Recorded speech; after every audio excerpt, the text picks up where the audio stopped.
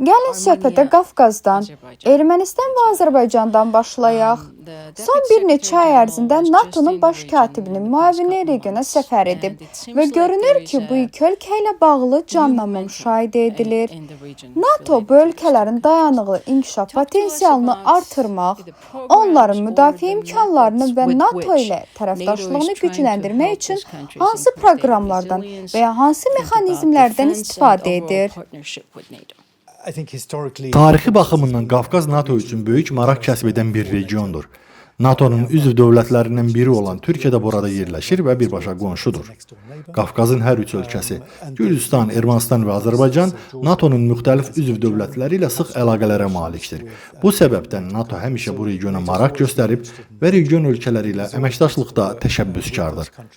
Ermənistan və Azərbaycana gəldikdə isə qeyd etdiyiniz kimi NATO'nun baş katibinin müavini Radmila Şekerinska bu yaxınlarda regionda səfərdə olub və hər iki ölkəni ziyarət edib. Düşünürəm ki, bu bizim həm bu iki ölkə ilə, həm də Gürcüstanla münasibətlərə verdiyimiz əhəmiyyətin bariz göstəricisidir. Gürcüstanla əməkdaşlığımız artıq bir neçə 10 illiyi əhatə edir. Əməkdaşlıq baxımından ilk növbədə Gürcüstanı qeyd etmək lazımdır. Bu münasibətlər illər ərzində inkişaf edib və möhkəmlənib. Xüsusilə vurğulamaq lazımdır ki, Gürcüstanın silahlı qüvvələri NATO əskərlərinin yanında fədakarlıqla müxtəlif regionlarda xidmət ediblər. Bu gün də onlar bəzi yerlərdə NATO qüvvələri ilə birgə fəaliyyətlərini davam etdirirlər. NATO bu əməkdaşlığı yüksək qiymətləndirir. Ermənistan və Azərbaycanla münasibətlər əvvəllər nisbətən zəif idi. Lakin indi biz addımlar atmağa başlamışıq və hər iki ölkə ilə əməkdaşlığı necə gücləndirə biləcəyimizi müzakirə edirik. Siz dayanıqlıq məsələsini qeyd etdiniz. Dayanıqlıq həm NATO üzvləri, həm də tərəfdaş ölkələri üçün vacibdir. Burada əsas məqsəd onların ənənəvi münaqişə və ya kiçik miqyaslı hücumlar kimi təhdidlərdən necə qoruna biləcəyini təmin etməkdir. Bugünkü dünyada kiber təhlükələr, enerji infrastrukturuna hücumlar və yanlış məlumatların yayılması daxil olmaqla müxtəlif təhdidlər mövcuddur. Müttəfiqlər və tərəfdaşlar olaraq birlikdə hərəkət etsək, bu təhdidlərdən qorunan təhlükəsiz bir mühit yarada bilərik.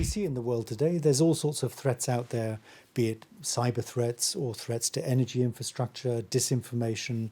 And if we work together as allies and with partners as well, we can help build our security against these threats. Ermənistanda seçkilər yaxınlaşır. Ölkə Rusiyadan uzaqlaşmağa və NATO ilə yaxınlaşmağa çalışır. Ermənistan üçün nəzərdən keçirilən hər hansı müdafiə yardım proqramları varmı? İstər ənənəvi müdafiə, istər isə hibrid əməliyyatlara qarşı. Ermənistana əməkdaşlıq etmək üçün bir çox imkanlar mövcuddur. Lakin ilk növbədə qeyd etməliyəm ki, hər hansı əməkdaşlıq tərəfdaş ölkə ilə maraqların uzlaşmasına əsaslanmalıdır. NATO'nun maraqlarına nə daxildir? Tərəfdaş ölkənin özünə istəyir. Ermənistanla əməkdaşlıq üçün bir çox imkanlar mövcuddur. Lakin əvvəlcədən qeyd etməliyəm ki, tərəfdaş ölkə ilə hər hansı əməkdaşlıq NATO'nun maraqları ilə tərəfdaşın istəyinin uzlaşmasına əsaslanmalıdır. Heç kimə əməkdaşlıq etməyi məcbur etmirik və Ermənistanla da eyni yanaşmanı tətbiq edirik. Erməni rəsmi şəxslərlə müntəzəm olaraq birlikdə işləyə biləcəyimiz sahələri müzakirə edirik. Hazırda məsələn hərbi təhsil sahəsində kifayət qədər əməkdaşlığımız mövcuddur. Ermənistan Müdafiə Nazirliyi və silahlı qüvvələri ilə dəqiq və səmərəli hazırlanmış proqramımız var. Həmçinin müdafiə və təhlükəsizlik sektoruna rüşvətxorluğa qarşı mübarizə və şəffaflığın təmin edən dürüstlüyün təmin edilməsi proqramı həyata keçiririk. Gələcəkdə bu sahələri Ermənistanla daha da genişləndirmək mümkündür. Qafqaz ölkələri arasında birgə əməkdaşlığı nəzərdən keçirirsiniz, yoxsa hələ tezdir? Ümid edirəm ki, bu istiqamətdə daha çox iş görə biləcəyik. Son illərdə Qafqazın ən azı iki ölkəsi ilə müxtəlif formatlarda əməkdaşlıq etmişik. Müxtəlif layihələrimiz var. Məsələn, elm, sülh və təhlükəsizlik üçün proqramın çərçivəsində bu proqram müttəfiqlər və tərəfdaşlar arasında birgə elmi tədqiqat işlərini nəzərdə tutur. Burada müxtəlif tərəfdaşlar arasında əməkdaşlıq və əlaqələndirmə imkanları mövcuddur. Nəticə etibarilə Qafqaz coğrafi baxımından kiçik bir regiondur və əgər biz bu ölkələri bir-birinə daha da yaxınlaşdırma yollarını tapsaq, bu çox faydalı olar. Gələcəkdə Gürcüstan bu proses üçün əlverişli bir sahə ola bilər. Rusiyanın informasiya təhdidləri ilə bağlı potensialın gücləndirilməsi barədə bizə daha ətraflı məlumat verə bilərsiniz? Hibrid əməliyyatlar və ənənəvi hərbi təhlükə hesab edilməyən, lakin yenə də bu ölkələrin təhlükəsizliyi üçün risk yaradan zərərli fəaliyyətlər mövzusunda. Hər bir ölkə üçün regional səviyyədə konkret proqramlarınız varmı? Rusiyadan gələn bu təhdidlərə necə cavab verirsiniz? Rusiya, NATO və bəzi tərəfdaşlarımız üçün ən böyük təhlükə hesab olunsa da, proqramlarımız konkret olaraq hər hansı bir ölkəyə yönəlməyib. Məqsədlərimiz təhlükənin mənbəyindən asılı olmayaraq tərəfdaş ölkələrdə imkanları və dayanıqlığı gücləndirməkdir. Biz Çin və İran kimi digər ölkələrin tərəfdaşlara qarşı Rusiyaya bənzər düşmənçi üsullar tətbiq etdiyini müşahidə edirik. Buna görə də təhlükənin hardan gəlməsindən asılı olmayaraq, ölkələrin hər hansı təhlükədən qorunmaq üçün istifadə edə biləcəkləri imkanları inkişaf etdirməyə çalışırıq. NATO daxilində tərəfdaşlarımızla birlikdə istifadə etdiyimiz bir sıra proqramlarımız var. Siz strateji kommunikasiya məsələsini qeyd etdiniz. Bu sahədə Moldova və İordaniya kimi tərəfdaşlarla sıx işləyirik. Bu ölkələrə ictimaiyyəti həm xaricdən, həm də daxildən gələn dezinformasiyaya qarşı gücləndirməyi öyrədirik. Bu iş artıq davam edir və regionda əməkdaşlığı daha da genişləndirmək imkanımız var. Misinformation coming from outside or indeed from inside the country from different threat actors. So we do a lot of that already and we can always do more in the region. Çətin vəziyyətdə olan Moldova haqqında daha çox məlumat verin. Deyəsən, Amerikanın Birləşmiş Ştatları hazırda Moldovaya, eləcə də Ermənistan və Azərbaycana daha çox diqqət yetirir. NATO Moldova münasibətlərinin inkişafı ilə bağlı gözləntilər nələrdir? We have a very strong partnership with Moldova which Moldova ilə 10 illərdir inkişaf edən çox güclü tərəfdaşlığımız var. Coğrafi mövqeyini nəzərə alsaq, Ukrayna və Rumıniya arasında ərazisinin bir hissəsi Rusiya tərəfindən işğal edildiyi üçün Moldova ilə bir çox praktiki məsələlərdə əməkdaşlıq edirik. Bu NATO-nun bir ölkənin öz təhlükəsizliyini daha yaxşı təmin etmək üçün müdafiə qüvvələrini və imkanlarını inkişaf etdirməsinə kömək edə biləcəyi klassik bir haldır. Son illərdə onlarla sıx əməkdaşlıq edirik. Dezinformasiya birlikdə üzərində işlədiyimiz əsas mövzulardan biridir. Həmçinin kiber təhlükəsizlik və silahlı qüvvələrin imkanlarının ümumi gücləndirilməsi, o cümlədən işə qəbul məsələləri daxil olmaqla ölkəni daha yaxşı müdafiə etmək üçün daha müasir qüvvələrə sahib olmaları. Including work on, for example, recruitment into the armed forces.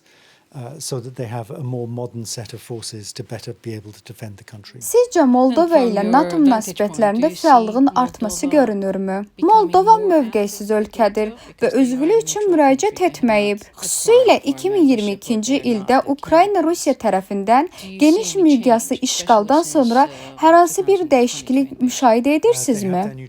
Moldovada mövqeysizlik mövcuddur. Bizimlə əməkdaşlıq edən bir çox tərəfdaş, məsələn, Avstriya və İsveçrədə mövqeysiz ölkələrdir. Hər tərəfdaş ölkənin mövqeyinin dərəcəsi fərqli ola bilər, lakin bu müəyyən əməkdaşlıq səviyyəsinə mane olmur. Daha əvvəl qeyd etdiyim kimi, Moldova ilə etdiyimiz bütün işlər onların təşəbbüsü ilə həyata keçirilir. Biz heç bir ölkəni əməkdaşlığa məcbur etmirik. Onlara lazım olan sahələrdə biz onlara dəstək olmaq yollarını tapırıq. 2022-ci ildən sonra vəziyyət dəyişdi. Moldova özünü daha müdafiəsiz və təhlükə altında hiss etdi. Ölkə özü müəyyən etdi ki, hansı zəif tərəflər daha yaxşı müdafiə üçün müdaxilə tələb edir. Məsələn, bu sahələrdə onlar bizdən dəstək istədilər və biz onlara lazımi kömək göstərdik. Russian invasion of Ukraine in 2022, full-scale invasion, has changed many things. Rusiyanın Ukraynaya hücumu NATO'nun regiona yanaşmasına necə təsir edib? Xüsusilə tərəfdaşların dayanıqlığı və imkanlarını gücləndirmək və onlara dəstək göstərmək baxımından.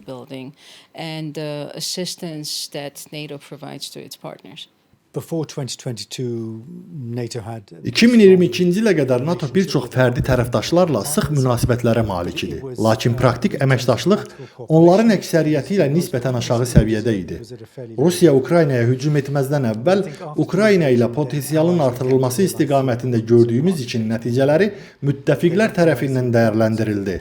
Bu iş hücumun ilkin mərhələlərində Ukraynaya müqavimət göstərməyə necə kömək etdiyini nümayiş etdirdi.